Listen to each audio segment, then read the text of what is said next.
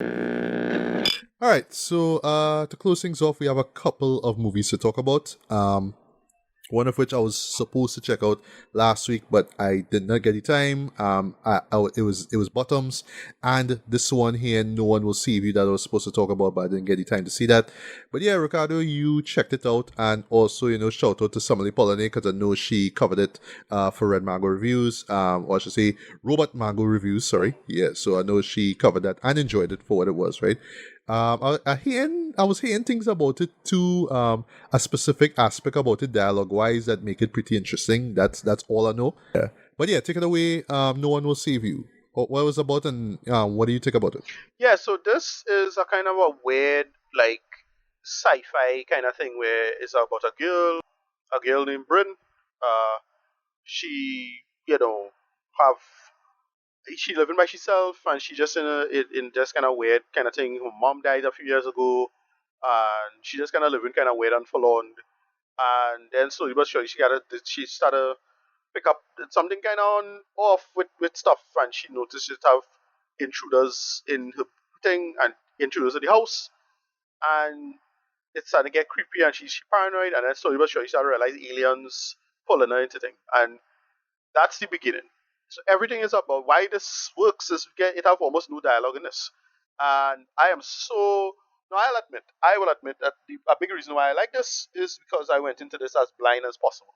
Um, and the reason why I went blind, and so what it feels like is it just feels like a very stylized Outer Limits episode. Um, Ah, okay, you know, okay. Mm-hmm. it really works simple, and then simple and affectional, emotional conceit and beats, and I felt it needed to be. But what I'll say is that it needed to be about the length of an Outer Limits episode, right? It didn't need to be 90 minutes long. If it was like, Oh, it's 19 minutes. Oh, yeah, it didn't need jeez. to be that long. If it was because about that long, which is good length for a movie on average. I find Yeah, movies yeah, shouldn't yeah. really go.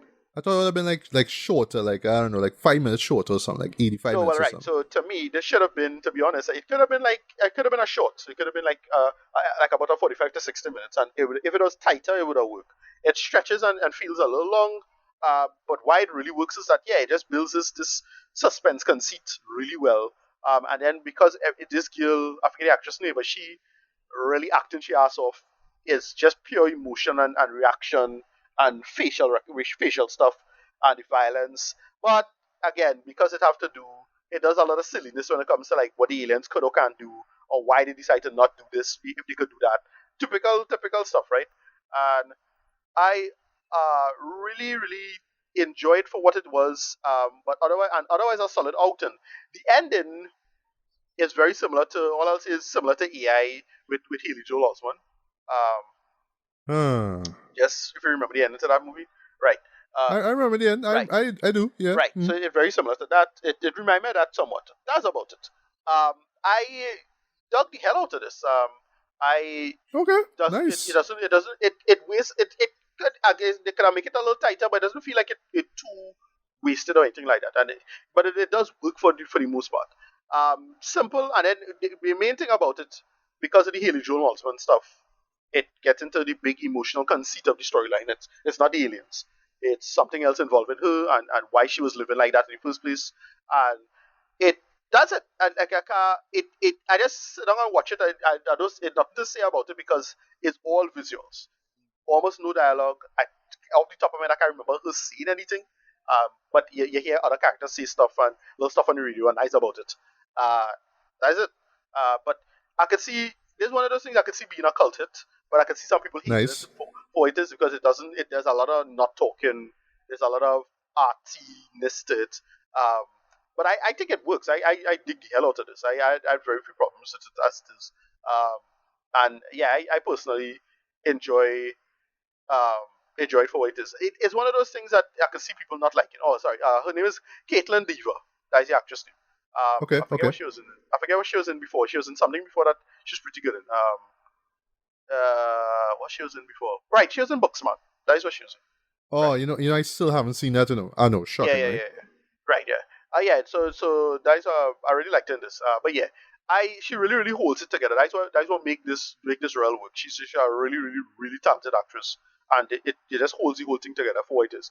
Um, nothing much else to say because of the nature of the story. But the reason I liked it so much is because when I heard, so I went in totally blind, but I heard that part about it, like, oh, it does this thing. Hmm. I'm like, Yeah, right, I heard so of now, that thing too. now, That was the right, draw and for me. now I decided to make the effort to give it a chance, and I really enjoyed it because of that. I like nice, and I really thoroughly loved it. Thus, if you like Outer Limits, you would like this. Outer Limits, Twilight Zone. Yeah, it feels like that. It feels like a extended version of that. But I felt they could have fished stuff in um, better, in my humble opinion. Right. That's all. They could have fleshed it out a little better to fill up the 90 minutes. If as it is, it could work really only by mostly by a 45 minutes to hour, and it would have been like really really good. Like I would have really liked it. But with the 90 minutes, it feel a little watered down a little bit at parts. Little drag a little bit, but that's about it. Nothing else to say. Rating. Yeah, I get it's like a 7.5 out of 10, close to 8. I just appreciate it for what they decided to do and taking that direction with the material and relying on the visuals. It really really works because of that. Yeah, I really enjoyed this one. This might get mentioned for end of the year. Okay, nice, nice, Yeah, nice. I will check it out. Hopefully, when I get a chance, right? Hopefully before yeah, years, and I should say. So, we'll close things off with The Creator, right? sure, This is the newest film from Gareth Edwards. right, Whose debut feature I still haven't seen. That will be 2010's Monsters, but I heard a lot of great things about that. Especially as far as like an indie debut, right? Like that. But my introduction to him, like many people, were with 2014's Godzilla. Despite the massive hype surrounding it, though, this was a show that just felt like a misfire to me, man. Just build up, teasing me with the whole Godzilla and all that kind of stuff, and we didn't even get much of it. I get what he was trying to do, trying to make this thing. It's almost like he was not trying to take it back to the Toho days of like how we usually associate the Japanese Gojira character, right? Where it's just the spectacle of it and the action and all that kind of stuff. He more wanted to build it as it's a threat. It's a big threat that's coming, and that's why there's a lot right. of emphasis on the military, right? So like that part where you see like the soldiers doing the what is by the drop down or whatever it is from the jet, whatever Yeah, it is. Yeah, still one of the best moments of the movie, hands down, right? But yeah, that was yeah. kind of Halo drop, the Halo drop, That's it, Halo drop. right. Yeah, yeah. Rogue One, actually, I enjoyed Right. it. Not like I wouldn't say is like. Oh, you did you see Monsters? He did Monsters. That was like his first big. No, that's what I said early on. I haven't seen it. I really should. Okay, I sorry really about that. I should. missed Yeah, that. Yeah, yeah. that's fine.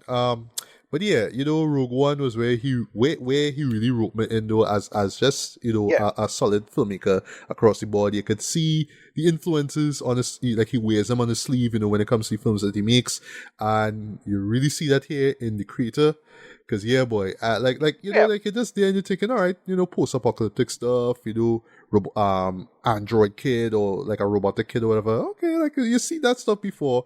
I'll talk about that with Yeah. my honest thoughts on it. Just seen it before. Sorry, I've seen it before.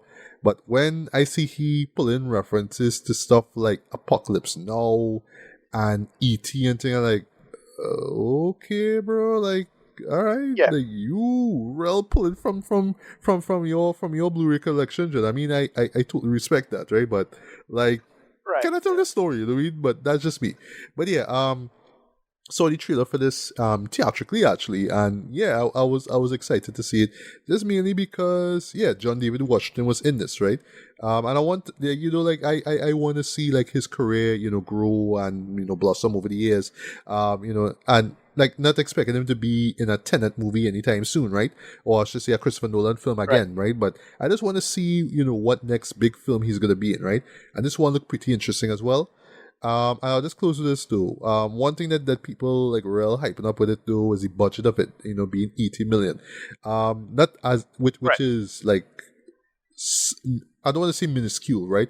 But relatively small compared to like your average, big summer blockbuster or like something from the MCU or DCU, whatever, right?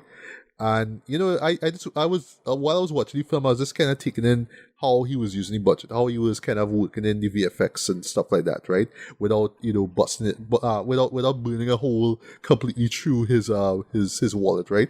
I was taking in that, but at the same time, I was taking in the story and the characters and just everything else. So I'll share my thoughts on everything else when you're done. So, Ricardo, I guess you could start off with just your thoughts on Gareth Edwards' work so far, and then you could jump into this movie here. Yeah. I remember liking Monsters a lot. That was a nice little outing and vehicle. It's like that put him on the map for me. I enjoyed his Godzilla, kinda, except for coming on to the ending it needed a little more Godzilla in it, but I dug it for what it was. And then I still really enjoyed Rogue One. Rogue One is pound for pound probably one of my favorite Star Wars in the Disney era, in theaters. My favorite Star Wars in theaters, in the Disney era, in terms of how his films are shot, the kind of choices and decisions he decided to do. And with his career, it is interesting. He trying a thing, but I suppose I could get into this now. This is good, but it feels a little too derivative. Agreed. That is the only problem. Is that literally everything in this I've seen before somewhere else, and it's not. It doesn't feel like a more than the sum of its parts. So it doesn't mix it up in an interesting way. None of the characterization interesting. I've seen all these beats somewhere else, concepts somewhere else. As I was telling the point earlier, it feels like the live action version of an anime that was never made from the 90s. Like if somebody literally, I'm gonna kind of insult the movie a little bit. If AI make a live action, if you tell the AI to make a live action script from an anime that never existed. Woof. That's what it feels like. It just feel like something like ChatGPT, cobbled together quick. You can see why the writer strike play out, right? This way, right? The premise is really similar to to have a premise like this. Shit, what's the name of the show, boy?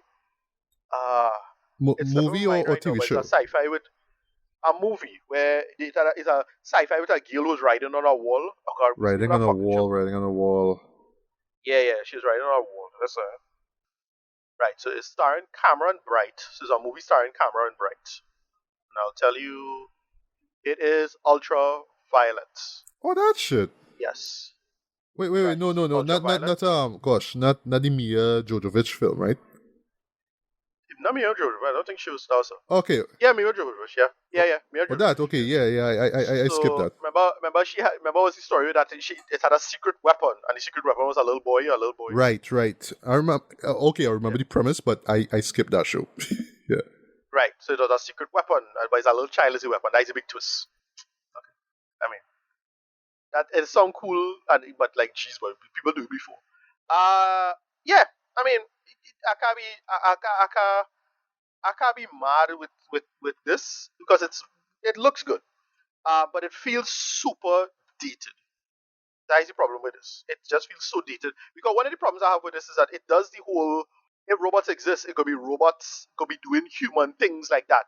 And again, I get it. Sci-fi should be more about represented now, and they're talking about something now, and it's more to do with underclass people and what kind of thing. But when you do this kind of blatant, like, direct world building that don't make a lick of sense, like, why would you have a robot be running in the Olympics? That don't make any sense. Like, whoever. Stuff like that. It's just a pushy buttons on people who kind of technophobic. That's how I just feel. Yeah, but what is the movie like that, about, man? What is the movie about? Oh no, yeah. So it's about, what do you call him? John David Washington is a undercover agent. Well, what happens is that AI shenanigans happen, and the United States ban AI entirely. Problem is that they see AI as an outright existential threat, and the Asian nations, I forget what it's called, New Asia or whatever. Again, Yeah, New Asia, like, yeah. pat. Yeah, again, really pat sci-fi stuff now, that from the 90s, right? New Asia still want to use AI, right? So they say, no, well, since the existential threat, nobody should use it. We're shutting this whole thing down. So they become an aggressive force because of that. And right, so John David Washington now is a secret, he's an undercover agent, and he have his whole thing where he fall in love with some girl, and this girl connected to somebody who is either the outright designer of some weapon or one of the creators of AI as well, and he had to get to that person, and it's a whole, like, plot narrative in terms of like, well, the AI is actually worth your time and they actually worth your effort. And again, my question is that if you're doing the world building, it's feel like something like from the 90s. You won't make it like that. It won't get this far. Like if AI is so conscious of whatever it is, you will never let it get this far in the first place. That don't make any sense. Like that's my problem. Like in terms of like how, but whatever. It's a sci-fi. I'm not fighting it wrong. I just like sci-fi that make less sense anyway. Uh, but I said, yeah, it's just John David Washington have to find some weapon, but he end up finding some weapon called, well, he called it Alpha later, and it's this thing just do basically, well, Alpha has powers and is apparently the ability to shut down technology and control technology and manipulate. It's like some kind of techno magic kind of something going on, and that is basically the narrative. And they get into that whole back and forth about rights, and Ken Watanabe's okay in this. Good visuals. I like the effort, but really really straightforward stuff. I don't know. That's how I feel about it. Yeah, go ahead. Yeah, so you were talking about stuff from the 90s. You know what this show was painfully remind me of? Remember a movie from 2004 called iRobot? Right? Yeah. Remember how big of a deal that show was back then? Especially with the whole, the consciousness of AI and the possibility of it and right? Yeah. It really did feel like something out of the 2000s, right? So just to get the good out of the way. Yes, the show looks amazing, right? You could tell that they really spending money, right? I do like the locations that they picked, right? I believe they film a majority of the movie in Thailand, right? Right. And yeah, just those set pieces I thought were great. Like I saw like the swamps, the wetlands basically and stuff like that. It really looked cool, right?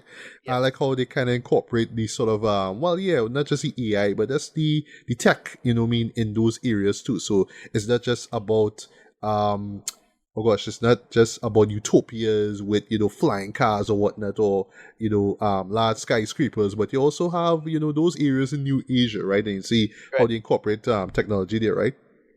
I did not expect the sort of Vietnam War references. So there's a moment that is very reminiscent of I can't believe I have to bring this up here. Apocalypse Now, where like some of the bad guy soldiers, interrogating this family. He's like, where is this? And it starts smashing stuff about, it's very much like in Apocalypse Now, where they just ran into this this boat where this native was, and they just go in there looking for stuff and people get killed. Well, actually, if you remember the show, friggin' Lawrence Fishburne, come in and start to blast people, you know what I mean? So sorry if I spoiled it, but yeah, that happened, right?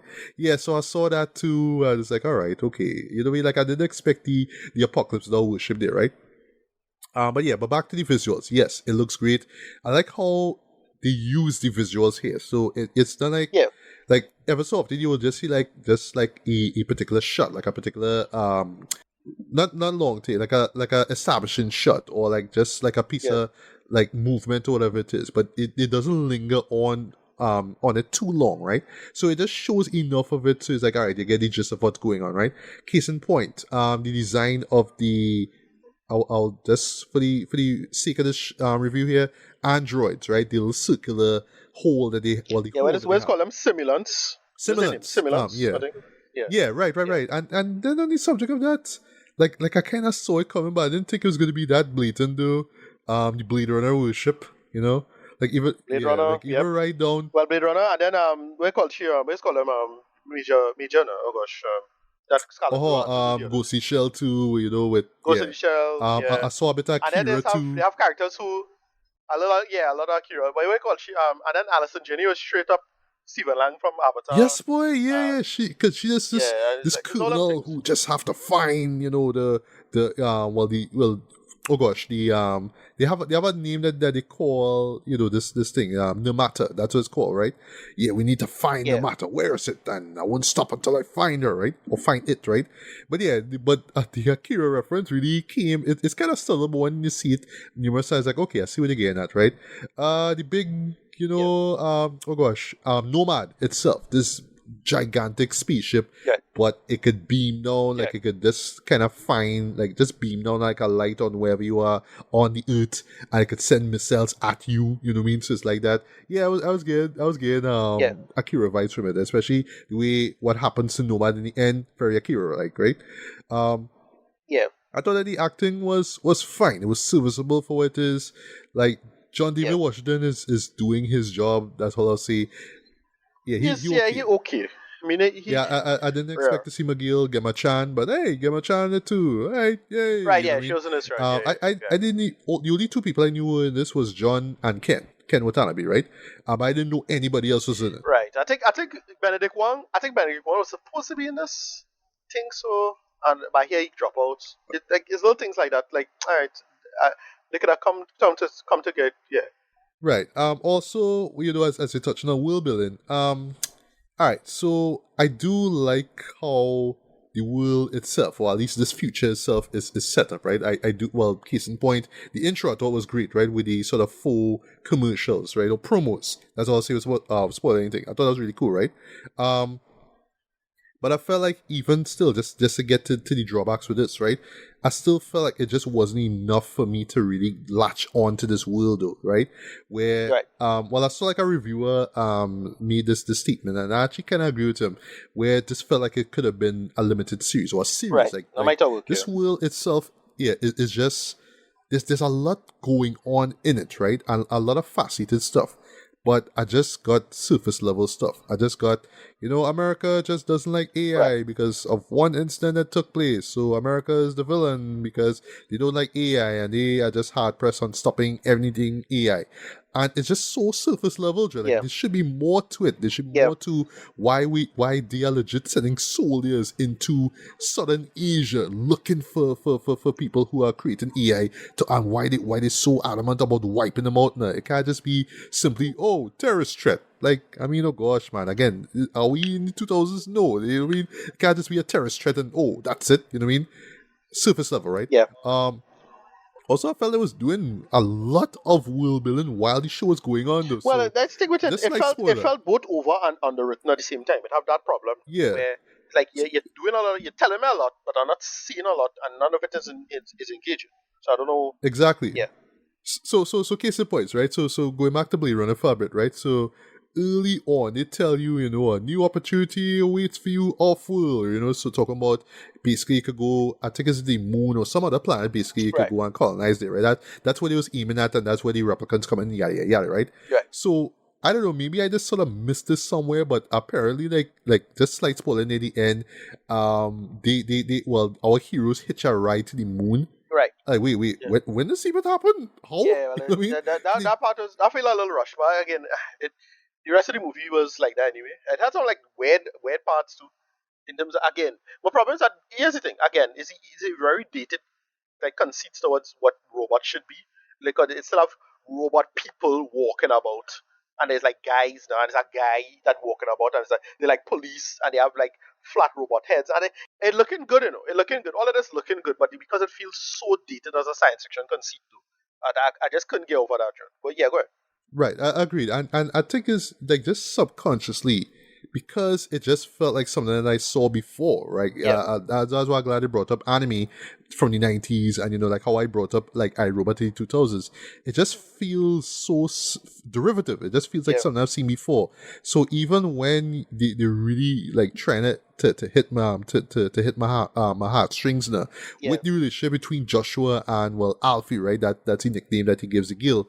Yeah, it just it just didn't rope me in. I wasn't roped in. I remember that Alfie don't have much of a character to her as well. So it's only until the ending.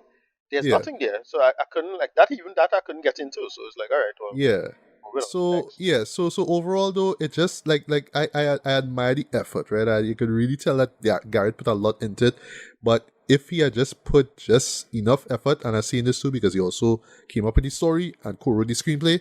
If he had put just that amount of effort into the story, this would have stood out more, man. Because in this, just on paper, this could have been a great film, just from the scope of it, especially the scope. I really admire the scope of this, right? But it's just the story. It just felt so derivative, but just stuff that you've seen before. You kind of know how the story gonna end. This is one. I don't want to spoil it, but I honestly thought a character would have survived though, because I was actually surprised that part of John's motivation in the story was to find this character. I thought that the character dead now, but it's like, oh no, the character's still alive. I'm like, all right, so the driving force behind you going through all this is to find this person, understand, but all right, okay, you know what I mean? And then the girl, the robot girl comes into the way, so it's like, all right, and even that itself too, like just me trying to remember what happened, because I hardly remember much of what happened in the show to begin with, right? Yeah, I didn't really get any like one-on-one, moments with Joshua and her. It just felt like I understand, it's a race against time. We need to get out of here because the soldiers are chasing us, right? But I didn't remember like a real emotional moment between the two. It was just a race against time. We need to do this, blah blah blah, right? And we need to find this person because reasons, right? But yeah, and lastly, I'll close this though. Like I didn't really feel like there was like a real like a villain, like a person. Yeah. It didn't really need one. It was Alison Jenny. I mean, that's right, but. I just saw her as just like a side villain. Like I was more picturing somebody in Nomad. The major villain is the government. Yeah, like it's the government. Yeah, like I don't know. I was just picturing some big sergeant as like the main villain, and he would be in Nomad. It just ended up being like we need to stop Nomad, and random people in Nomad getting wiped out because reasons, right? And even like when it ends to like all that, I get, and when it ends, like okay, I really appreciated that too. But still, it's just like, if the world was fleshed out better, and I should say earlier too, without like having to constantly stop to tell us, oh, this is how this works, this is how that works, right? And if they really put more effort into flesh out the characters even more, I would have come out like really, really, really loving this, right? But for now, for what it is, unfortunately, I kind of came out just kind of forgetting it though. But I mean, the visuals will stay with me for a while, but story wise, I do see myself remembering this in a hurry, right? So rating wise, I'll be charitable this way. Very light 3 out of 5. It's aight for what it is, right? There's a lot of potential in this show here, but unfortunately it's kind of wasted. But I'll close this. As you say, anime, who knows, maybe kind of sort of similar to Blade Runner, we could get anime spin-off series that they could flesh this will out even more. Two part, two derivative. If it needed a lot of punching up for me to get into this, so that's the main problem. I didn't hate this. I didn't hate it. I appreciate the effort. I like that it is as cheap as it was, because like seriously, more Hollywood films should be cheaper. Like understand why all this bullshit is going on in that sense, and so on and so forth. But yeah, I rate it 6 out of 10. I liked it for what it was. I didn't mind, I didn't hate it by any stretch of imagination or anything like that. But yeah, they really needed to punch this up. Yeah, it's unfortunate. But yeah, again, I just hope that we could see more of this world later on. Again, like a series. Like we need a series. I'm not asking for Animatrix where they have to explain everything with the AI. No. Just everything, exactly. The world itself and why things play out the way they do. Why why a foreign, why America of all people would just be like, okay, we are anti-AI just because, like, shit like that they could explain a lot more, you know what I mean? But here it just felt a little too rushed though. No, I thought they would have come up with like is really the Americans destroyed itself or some bullshit like that. That would have been great. Like, it's not the AI or something like that. Yeah, some 9/11 conspiracy thing. Like, them is the one who sent the nuke to LA. Like, all right. So, yeah. Well, yeah, but moving on. Yeah, stuff like that. I mean, they could have tried to make it interesting, but they just make it straightforward, and you really need to do something. Agreed. Yeah. Whatever. Yeah, as I said, 6 out of 10. It had me. I was bored. Hey, as I bring up that too, sorry to say this, guys, but yeah, I was bored too. I was checking out of it numerously. I was wondering, like, during the show, like, why am I feeling so tired? Why am I feeling so bored? Dread? But even more, Yeah. why is this show not roping me in? Like, I'm seeing the action set pieces and just how they use the budget, and I'm admiring it. But why am I not feeling this story? Why am I not emotionally invested in it? And I thought I was the only one, but even my friend who was with me say that he was checking out numerous times and he was bored too. And I'm glad that you had all felt the same way too. I thought it was something I ate. It was, I was checked out. I went to see it. I went to see it in thing, you know. And it's not like I was tired. I ate something. You know, so I was thinking, no, it's a movie. The movie is boring. And I watched it in cinema one, and I was like, just sitting down there, and like, either these seats are real comfortable or I thought I was the only one, you know. No, no, that's the problem. It's really something that just so pattern forgettable, and they really needed to do something with it. It needed a ton of punching up. That's the main problem. So yeah, that's how I feel about it. Yeah.